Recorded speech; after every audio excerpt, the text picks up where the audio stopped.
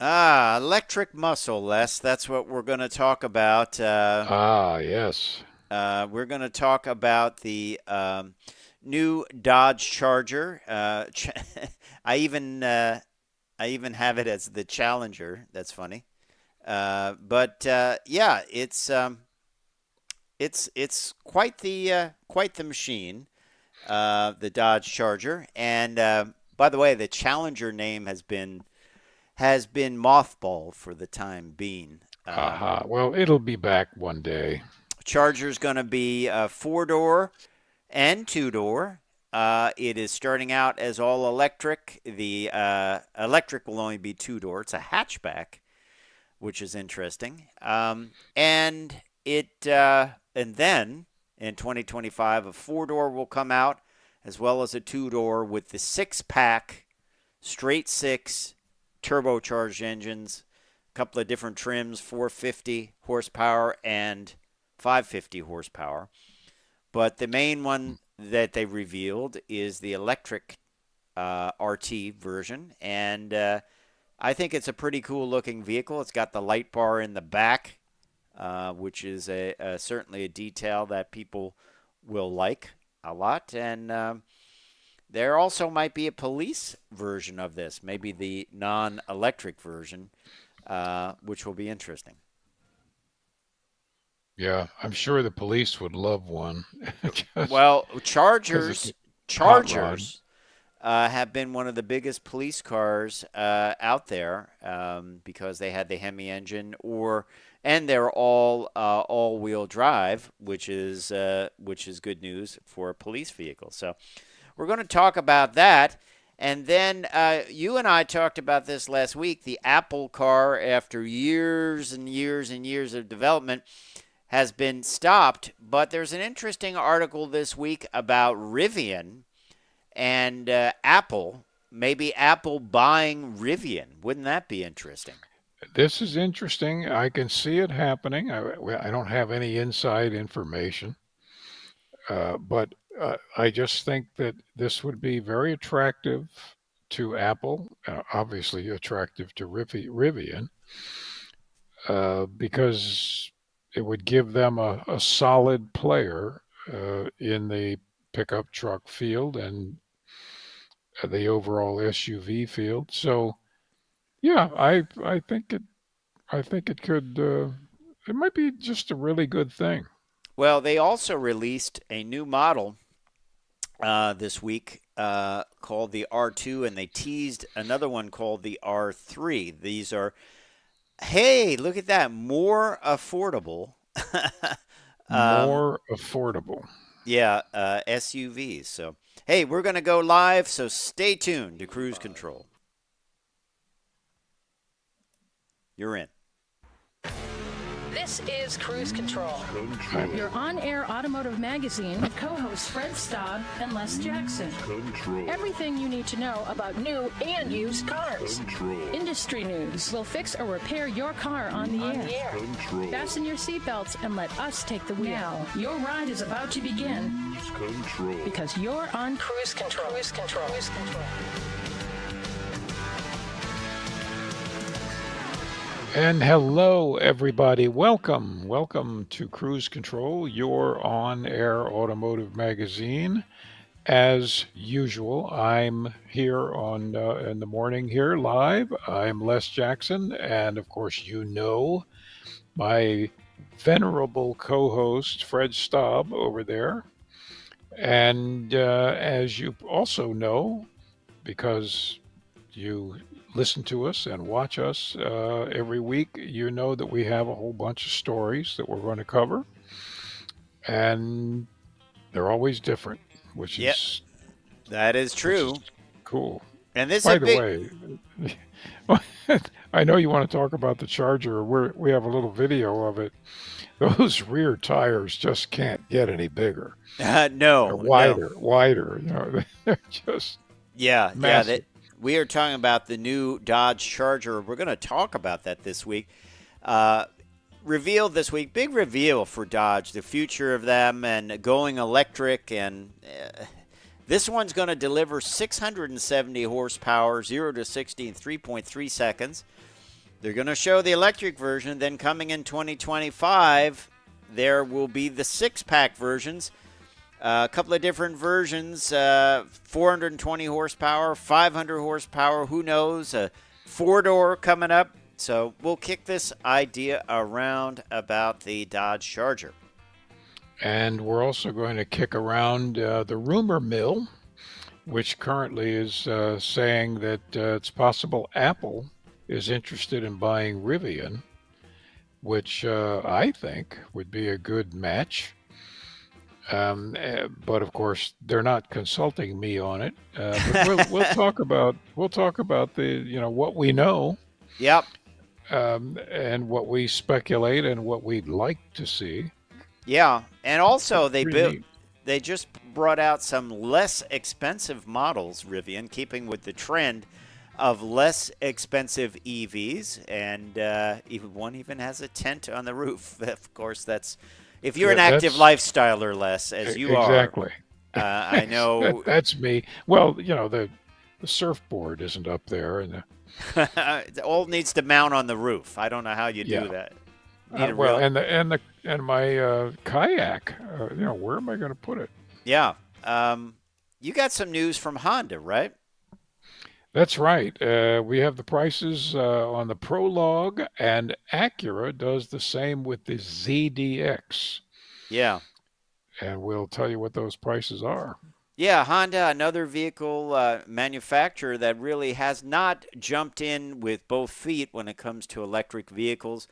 I don't think they're getting the heat that Toyota does for not doing that. No. But we will talk about that and more when we come back on Cruise Control, your on-air automotive magazine. We're also going to have some talk about bringing back the buttons and the fader pots in your car for safety. So stay tuned to Cruise Control.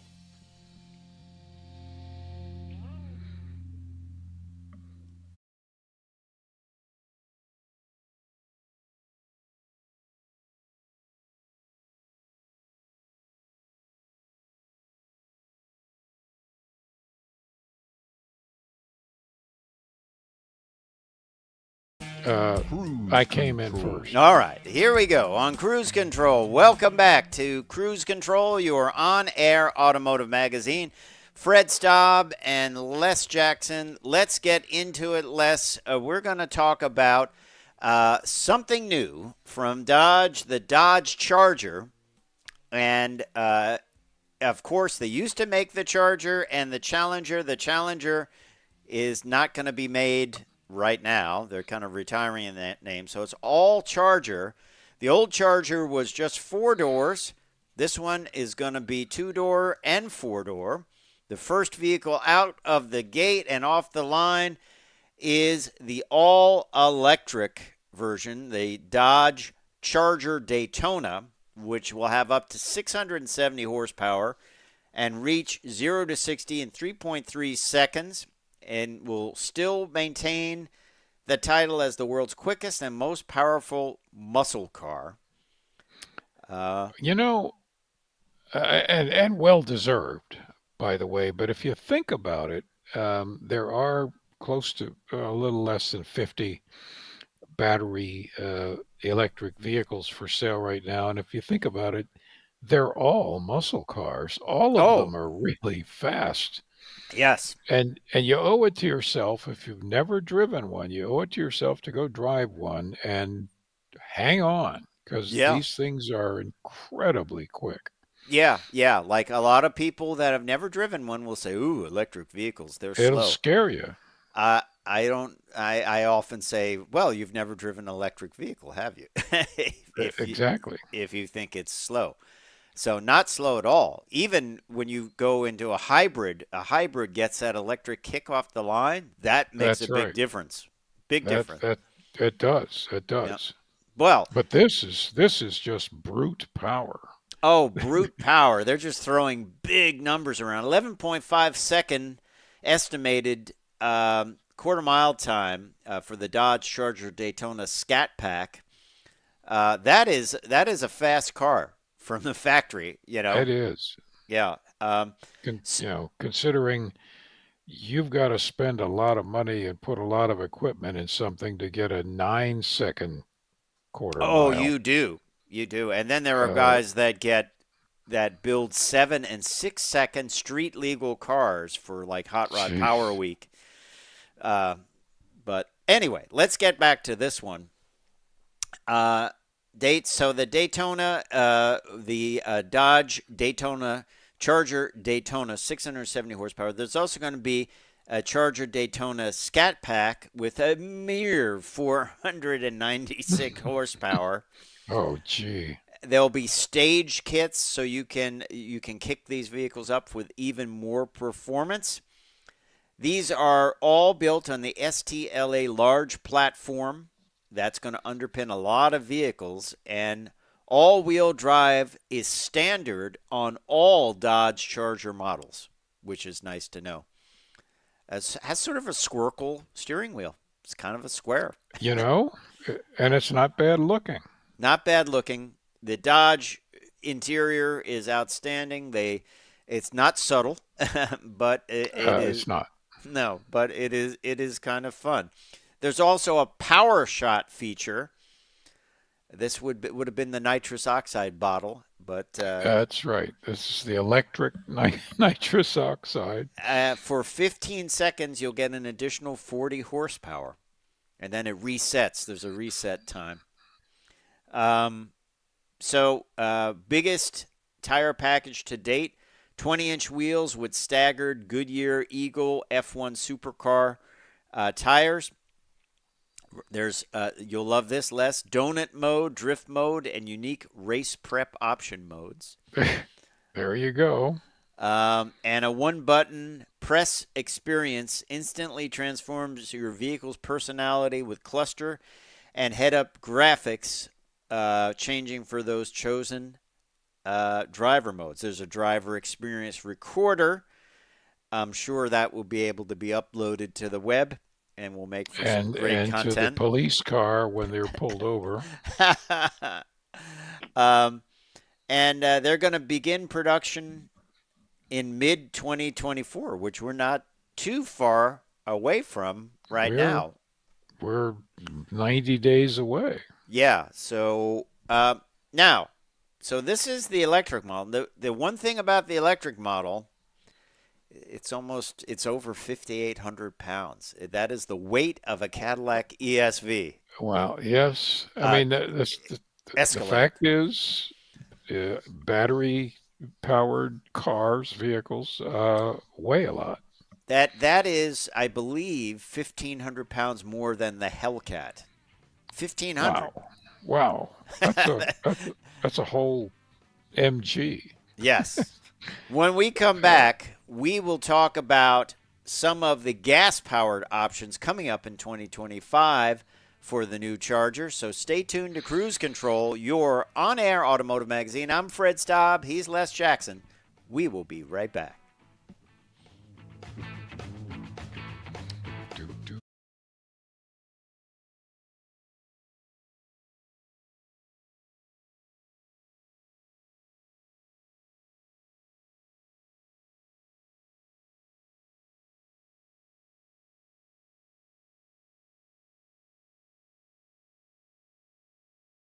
And welcome back to Cruise Control. We are going to continue with the new Charger, go into the non-electric versions.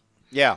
Which are, do a pretty decent job of catching up to the electric version. Yeah. As Chargers always have. I mean, let's face it, they've always been fast cars. Well, there's a lot of talk that there wouldn't be any internal combustion versions of this, but that was Right. put to rest. That was then. This is now. That's right. Initially it's going to be all electric and it's going to be 2 doors, but then there's going to be a 4-door version and a 2-door version with the 6-pack engines. And they are going to be straight 6 engines with a lot of turbocharging. And that's going to be happening at the start of Q1 in 2025. all of these will be built in the Windsor, Ontario assembly plant. Of course, you can go over to Dodge.com and check out for more details. But what do you think? Straight six power, those engines, those six-pack engines, Les, are going to be moving across the board into Jeeps, into everything in the Stellantis lineup, except possibly the Fiat 500. That's right. And of course, six pack used to refer to the three two-barrel carburetors on the old big block engines, but these straight sixes will put out more horsepower than they ever did. Yeah. So it deserves to be called a six pack because Yeah. it just doesn't look like the old engines. Well, one thing Tim Canisa said is the head of Dodge said he was very wary. He said there'll never be an electric Hellcat because that would be, that would create turmoil in the Dodge community. Well, true, but never say never. Yeah, you don't want to block yourself in, right? I guess. I love the look of the vehicle. I think it's cool. It's very clean. I do like that look. Yeah, and they're launching with a lot of options, a lot of capability to change things around. It's got all of the Dodge feeling to it as far as styling. Interesting, the two-door is a hatchback, which it doesn't look like it, but it is a hatchback, a hidden hatchback, which is kind of cool and good utility, and the rear seats go down. So, yeah, it's I think it will do well. And what will people go for the gas versions more than the electric? Probably, right? Probably. Mainly for practical purposes, if nothing else. Those people would live in apartments or, uh, don't have access to charging facilities. Just that alone will have the majority. So, hey, smart of them to offer everything. Yeah, smart of them to and great wheel and tire packages from the first hit. Really, really good. And I think there's also talk this will be a police car. Probably they would not use the electric versions. I'm Nah. thinking that the four-door would be the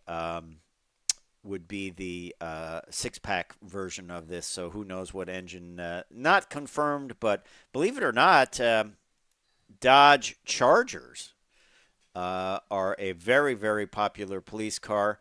And a lot of them came out with Hemis, and they liked them a lot. So I think they will be doing that. They haven't completely confirmed it, but I think they will be. Let's talk about Rivian, shall we? Let's talk about Rivian. Doing well, popular brand, beloved brand. I see a lot of Rivians around. I do too. I like the styling as far as electric vehicles go. I think they're some of the better style electric vehicles, but they're burning through cash big time, and will run out of cash in 6 months, 8 months, something like that. So there's an interesting article I came around on Torque News, and they said the rumors are swirling. Apple canceled its own car, which they had been working on for years, and the rumor is that Apple might buy Rivian. And it's an interesting rumor because what better way to get into the car business than have a brand that is already pretty popular. It's probably Right. affordable compared to other electric brands. They're building the stuff people want. They're building crossovers and pickup trucks and good pickup trucks. So Yeah, very, very good. And people that own them love them. yeah, So you can't, and that's true of Apple. People that have Apple phones and all of that love them. yeah, So And Apple has, I mean, that's petty cash for them to It's buy. walking around money. I mean, that's trivial. Just put it Well, on their huge MasterCard. they're saying that Rivian is valued at $12 billion.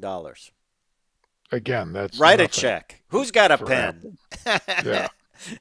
So, I think it's a real possibility for Apple to do this. They at one time were thinking about buying Tesla. Did you know that? I didn't.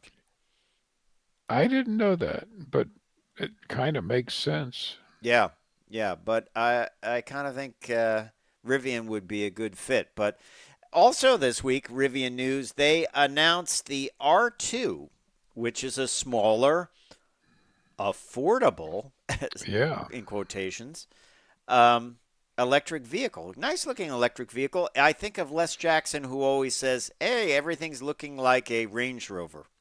Well, There what you can I go. say? What can I say? There you go. Clean looking vehicle, says it will start at 45,000 in single, dual, and tri-motor variants. 300 miles of range in 0 to 60 under 3 seconds. I would be interested in that. How about Hey, you? that's you can't ask for more than that. Plus, since you're an active lifestyler, Les, seats fold flat, both the front and rear seats, to accommodate an air mattress. So you can avoid paying money for your motel. Yeah, or just live in it. Exactly. um, Exactly. so that's a great product. But if you want to save more money, you can buy the R3, which is an even smaller version. We don't have many details on this. Sort of looks like a little Golf with big wheels. I think it's kind of cool. We don't know much about this one at all, but it was also revealed, or the concept was revealed. But I do think that Apple buying Rivian would be, I don't know. I think it's a plausible idea. I do. I would put that into the It plausible really category. does. It really makes a lot of sense. And Apple has wanted to have a car for a long time. Why start from scratch? When you don't have Yeah. to. Um, Well, exactly. And they did start from scratch with their car and discovered that it's much harder building a car than it is a phone. yeah, and they have something pretty good in Rivian. They can provide software. They can provide AI to Rivian, which Yep. Rivian can't afford. And it would be a shame to see Rivian go away because they're one of the new electric brands. I mean, I think they build some nice products. I think they're a class outfit. Um, they deserve to stay in the business because they're better than most. Yeah. So yeah, Yeah, do well, it. we'll have to see what happens. What do you think? Leave us a comment on our YouTube page or Facebook page or on X. What do you think? Should Apple buy Rivian?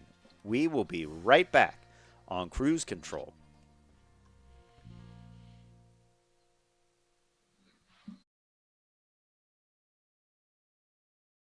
Let's talk a little bit about Dave Kindig and what he built. By the way, he he won the Riddler Award with this incredible vehicle.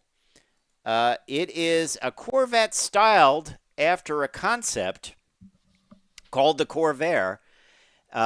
It is called the 12 Air. There's an Australian company that builds LS blocks, V12 LS blocks, and that is Wow. at the heart of this. There's Dave celebrating, as he should. This was a hand formed aluminum body. I mean, look at that fabrication. It sort of looks a little bit like a Carmen Ghia in the back.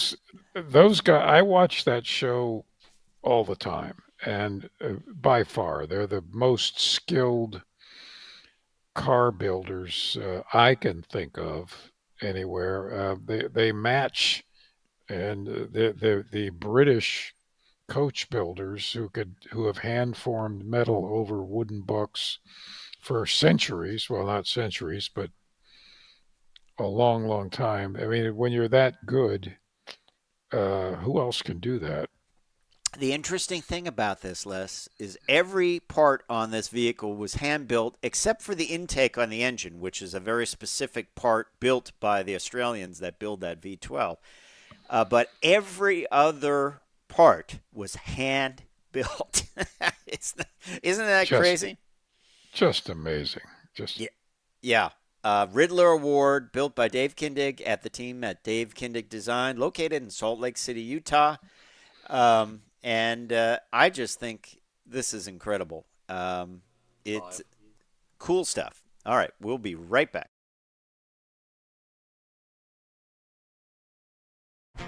Cruise Control. And welcome back to Cruise Control, your on-air automotive magazine. Les was putting in his bid for Rivian. He said, "I'm going to take on yeah. Apple." I'm willing to spend $10,000. Wow, you're all in. You're all in. I'm all in. Bring the CEO over and we'll hash out a deal. That will buy a Rivian pickup tailgate, I believe. That's yes. Well, I didn't say I was buying the whole company. All right. Or part by part. Let's talk about Honda, and let's talk about their Prolog. This Honda has not jumped into the electric world with 2 feet like some manufacturers, kind of similar to Toyota. But now, of course, they've announced the pricing on the all-new 2024 Honda Prolog. It is the first electric Honda SUV and will qualify for the full $7,500 tax credit. And it applies to all Prologs, whatever the model. Pretty good range on this one. And let's talk about pricing. So the EX, which is the single-motor, two-wheel drive model, starts at $47,400. After tax credit, it's a svelte $39,900. And if you add in the handling fees and the destination fees, $41,295. That gets you 296 miles of range. Not bad. Decent. Yeah. Decent. Then the EX dual motor all-wheel drive, which will appeal to a lot of people, I would imagine, $50,400. After tax credit, $42,900. With the destination, $44,295. 281 miles of range. Not bad. Trade-off for all-wheel drive capability, right? Well, that's right. And then, of course, the touring model, single motor, is $51,700, but it's after tax credit to low 40s, $44,200. And adding in the D&H, you get $45,595, and again, same range, 296. Not as bad. the EX. Yeah. And then if you add all-wheel drive, all in on the touring, with destination handling after the discount, $48,595, right? A 281-mile range. Now, Right. Elite dual motor, top of the range, $57,900. After tax credit, $50,400. Destination handling, $51,795. 273-mile range. So that's either got bigger wheels or heavier weight with more options. Right. Plus all the luxury features inside. Yes. The back massager and the right. Yeah. So nice looking vehicle. I think it should do well for Honda. Probably, maybe the dual motor EX will be the leader. I'm sure their vehicles are pretty well equipped, even from the base level. Wouldn't you say? I would think Honda, does their homework, and they know what sells. they're second to Toyota in that regard. So, yeah, I think it's a great thing, and they build an awful lot of their products here in the U.S. Yes, absolutely, and hence full $7,500 credit. So that will be coming to the market very soon. Now, if you like something a little bit different, you can get the Acura ZDX, same vehicle as the Prolog, a little bit different styling with the Acura styling to it. Just so you know, those prices are significantly higher, and the range is a little bit higher too. There's an A-spec single motor rear-wheel drive, max horsepower 358, and EP range of 313. Before the $7,500 break at $64,500. There's an A-spec dual motor all-wheel drive, 490 horsepower, and that will be $68,500. The Type S, 500 horsepower, $73,500 before the federal tax credit, and then the dual motor all-wheel drive Type S, performance tire and wheel, 500 maximum horsepower, 278 miles of range, 74,500. A big step up in price. Also, kind of a big differential between the Prolog and the ZDX, which is good to see because sometimes I think Acura cars are not that different than Honda cars, but there's a big step up in price for sure, isn't there? There is, but this is similar to Lexus versus Toyota. But yeah, if you get into an Acura, you'll notice that it's extremely quiet. It's extremely well fitted out. It's really first-rate materials and all those goodies that you have to pay for. Mm-hmm. A A lot more horsepower. lot more horsepower, a lot more range in the case of the electric version. So, are you getting your money's worth? I think you are. Across the board, they're really only about what $12,000 more than the maybe less 15,000 more than the comparable Honda version. Yeah, yeah. But interesting stuff. We look forward to driving both of these vehicles and talking more about them because they're just, I think they're gonna be certainly the Prolog will be a very, very popular vehicle. Yeah, Wouldn't you say? it will. Yeah.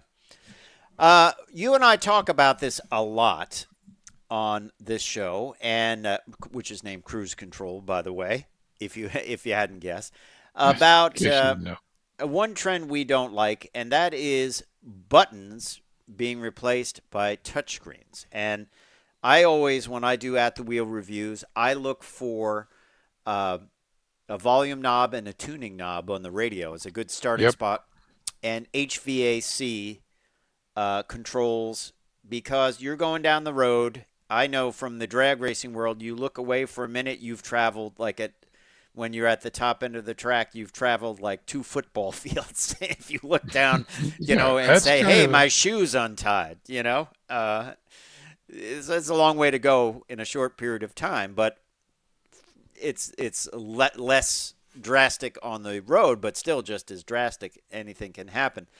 So one of the big pushes for manufacturers is to reduce distractions, and they have been, the problem is they've been going and using the touchscreen more and more for more functions and hidden away in multiple menus and multiple presses. That drives me crazy when I need multiple presses. It does. It does me too. I just think it's distracting. I guess it's cheaper to do that than the buttons, but or you can change it and add options in a lot easier. You can you don't have to rework the dash. But now the Euro NCAP, which is like our NHTSA, I guess, right, or maybe it's more like our IIHS. I'm not sure, but they are saying the overuse of touchscreens is an industry problem, and it will give lower safety ratings. I think this is more like the IIHS that tests our cars. They will give lower safety ratings to new cars that are built without buttons, stalks, or dials for critical functions, including turn signal indicator, hazard lights, windshield wipers, the horn, emergency SOS. Imagine having to go through a menu to pull the horn. First, select warning devices, then go through the list. How about that? Yeah, I just don't think that's what people want. Apparently, they say Mercedes Hyperscreen is the worst. Everything's a touch, not a knob. It used to be the BMW iDrive, but Mercedes, the Hyperscreen is you just basically you learn to ignore it. And the Model 3, the new Model 3 is doing away with stalks for turn signals, and that I'm not quite sure how you're supposed to activate them. Push the touchscreen. I agree with this. I definitely agree with this. I didn't like it when they took all the knobs and buttons out of the Golf. It was one of the first vehicles that I recall doing that. But we'll talk a little bit more about this after the break. We got plenty more coming up, including why are people stealing Camaros so much? We'll be right back. Don't know.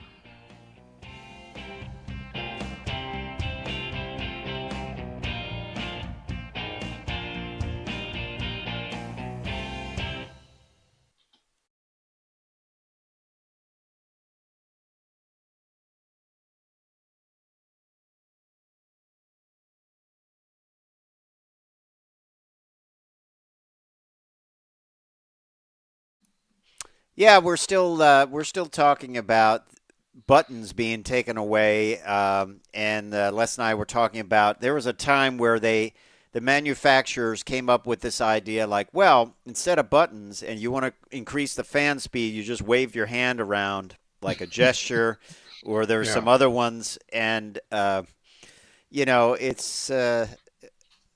I don't know. I think that didn't go over well. Just like I know you use it, but the self-parking feature, I remember Ford found nobody used it, so they're going to drop it because it costs money. It's interesting. People don't use it. They don't know how to park. I mean, I observe this all the time. I'm always that's just yelling bad. at them in my car. Where they can't hear me, but they've got the backup camera, they've got the park assist, and they still can't remotely park the car. They're and I just just bad want at to go driving. out there and say, let me show you how to do this. Because it's really easy. Yeah, I like to one-shot it, like the truck drivers call, like back into the dock, one shot. In 5. All right, we're coming back.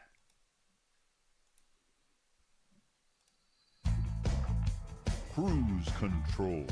And welcome back to Cruise. Oh, take it, Les. I just stomped on your feet. No problem. Welcome back. We are not finished with the button issue. Button. We got the button. And really, most people I talk to, regardless of age, demographics, want dials and buttons dedicated on the dash. Not excessive, but just basic stuff, so that anyone can intuitively get into the thing and drive it. Right. And set the temperature and set the radio and whatever else you need to do. You don't need to play with a screen and look for 16 menus. Mm-hmm. And manufacturers are beginning to get the word, and they're planning to put things back in. Yeah. And I'm all for it. Yeah, I think they talk about distraction. That is distracting to go down there and I was driving one vehicle and the lane keeping was on, which was overly aggressive. There's no button for it. I don't know where it is. And it's like, okay, you just have to live with it because there's no way it's deep in a menu somewhere and I can't do that. So Yeah.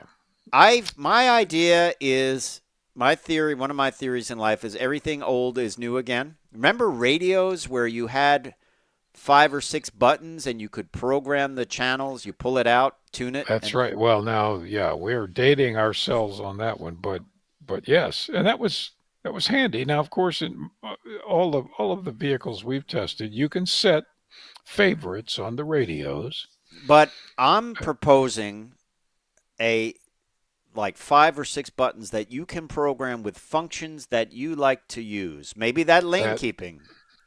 Yep, yep.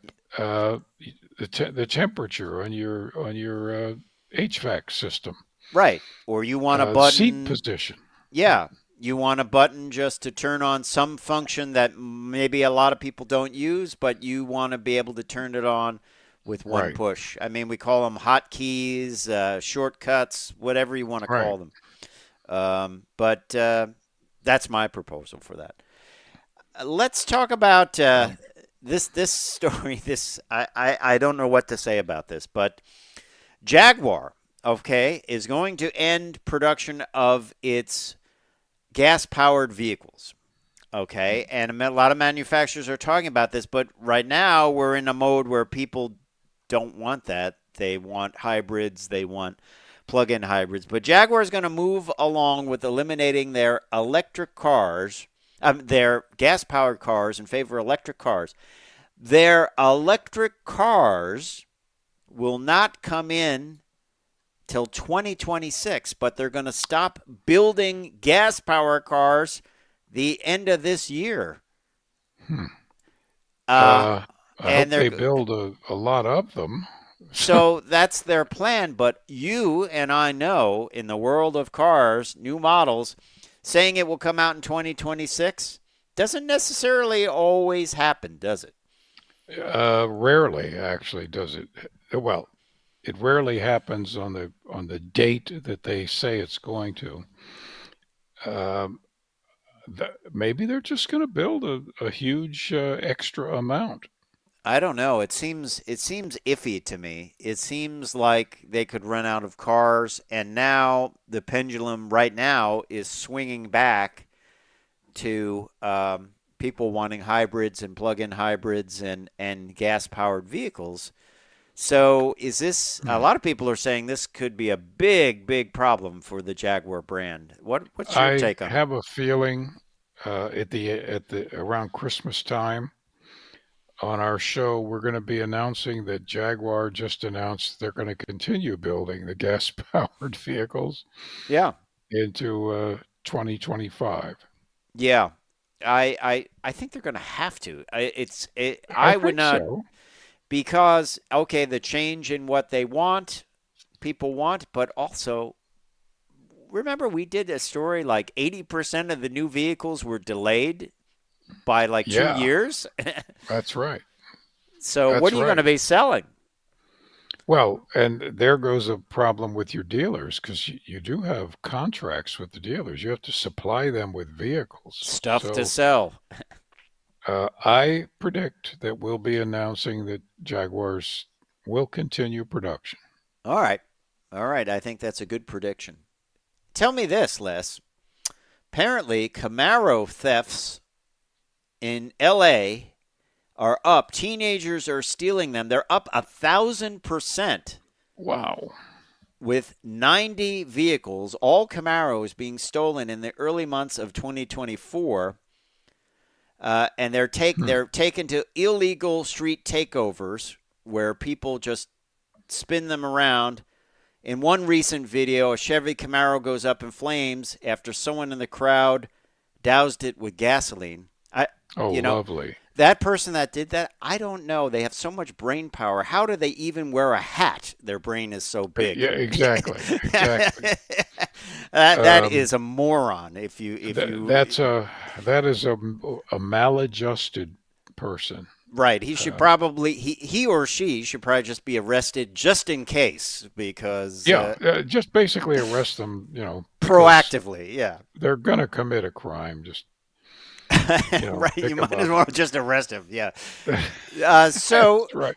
So LAPD is saying a lot of this is due to digital keys, and that the 16-year-old suspect, they got one, used commercially available equipment. I actually know probably what it is, but I won't mention it, to generate a don't new mention it. key in less than 3 minutes, and then he sold these on social media for $2,000 to $3,000. So they steal these cars and basically they wreck them.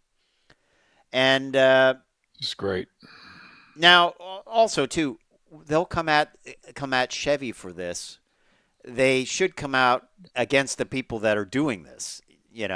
Remember what they did to Kia? Like they complained that, Right. well, they did that. Well, yeah, but you shouldn't be ripping your dash column apart and using stuff to start it that you see on the web. It's not could the car manufacturer have done better? Yeah, but you're still But you doing can't something illegal. Yeah. you can't make it theft proof. No, and you can't say, well, the guy's not guilty for stealing the car because someone left it at the 7-Eleven running with Right. the keys in it. I mean, it doesn't mean take it. It just means don't It's mess with other people's That's stuff. right.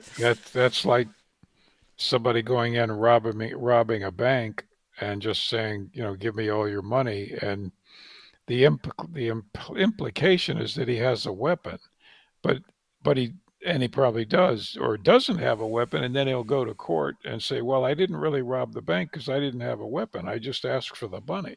Or he says, hey, it's the bank's fault because they had money there. Exactly. Yeah. It just, I would say that's a flimsy defense, but now, okay, 90 vehicles in 60 days so far. Yeah. In LA, which is a big city, that's 1.5 a day. It's not like a huge number being stolen, but and I guess it's the thieves. It's like this week the fad is stealing Camaros. Next week the fad is stealing Whatever. I don't know, Kia Stingers. Right. Catch them and put them in jail. But the brain power award goes to the guy that dumped gas on one, right? Oh yeah, because this made perfect sense in some whatever the color of the sky is in his world. And I hate things being destroyed. I can't watch those videos Same online here. of, I'd rather fix it. Like, oh, it's wrecked. But Yeah. hey, the guys that build those the only ones I don't feel bad for is the guy that parts out, cars that are too far gone, and I don't Right. feel bad. Right. But I like the ones where they rebuild them. Like the guy pulls the rusty thing out of the ground. It's like, okay, I'll rebuild this and restore it. I like that. Anyway, so, we appreciate you listening to Cruise Control Radio. It's time for me to say I'm Fred Staub. I'm Les Jackson. We are going to be back again next week with a full show with all kinds of new automotive news. So stay tuned. Don't forget to check us out on our social media platforms and like us and do all that type stuff. Like and subscribe. All that stuff. All right. Well, we will see you down the road. Bye.